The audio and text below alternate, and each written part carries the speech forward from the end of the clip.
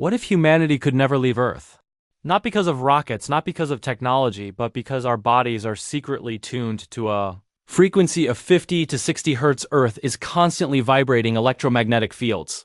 Schumann resonances harmonics from 7 to 60 Hz, but only one frequency band matches human biorhythms, the 50 to 60 Hz range.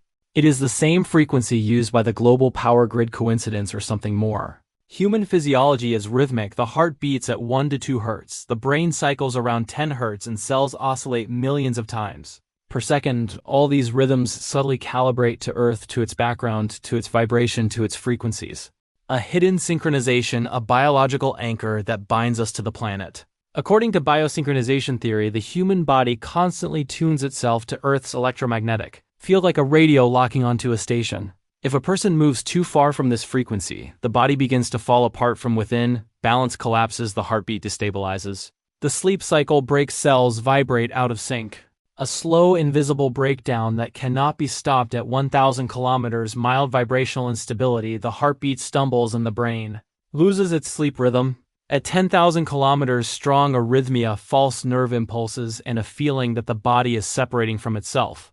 At 1,000,000 kilometers, full loss of synchronization, cells vibrating out of phase, and the risk of biophysical resonance collapse. In simple terms, your atoms stop cooperating. So why do astronauts survive in orbit? Because they never go far enough. The ISS is only 400 kilometers high, still inside Earth's electromagnetic cocoon, still inside the biosynchronization zone. No human has ever crossed this invisible barrier. Why have we not colonized Mars officially? It is expensive, difficult, and dangerous. Unofficially, Mars lies outside Earth's frequency range, outside the 50 to 60 Hz window. A person loses physiological integrity long before reaching Mars. Is this a natural law or deliberate design? There are two possibilities.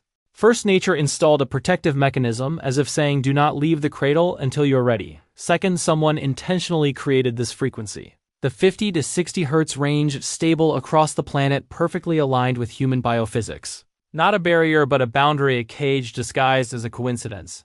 What if the real reason humanity has not conquered space is not technology, not rockets, not politics, but resonance? What if the human body is literally woven into Earth's frequency and space is deadly, not because of vacuum, but because it has no rhythm? If a human loses synchronization beyond 30,000 kilometers, interstellar travel becomes impossible.